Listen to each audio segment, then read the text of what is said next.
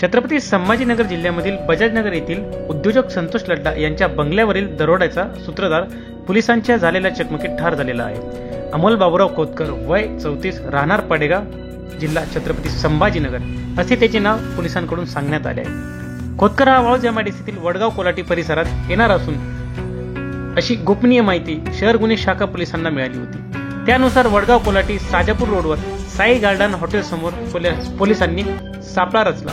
संशयिताची car येताच थांबण्याचा इशारा केला, मात्र त्याने कार न थांबता पोलिसांच्या अंगावर घालण्याचा प्रयत्न केला। पोलिसांनी प्रसंग सावधान राखून स्वतःला वाचवले। त्यानंतर अमोल खोतकरने कारमधून पोलिसांच्या दिशेने गोळीबार सुरू केला। पोलिसांनी प्रत्युत्तर देत गोळीबार केला। अमोल खोतकरला आत्मसमर्पण करण्याचे आवाहन करूनही नकार मिळताच त्याचे एन्काउंटर करण्यात आले, अशी माहिती पोलीस सूत्रांनी दिली आहे। छत्रपती संभाजीनगर जिल्ह्याहून एक्सप्रेस 1 न्यूज साठी आकाश ठाकूर।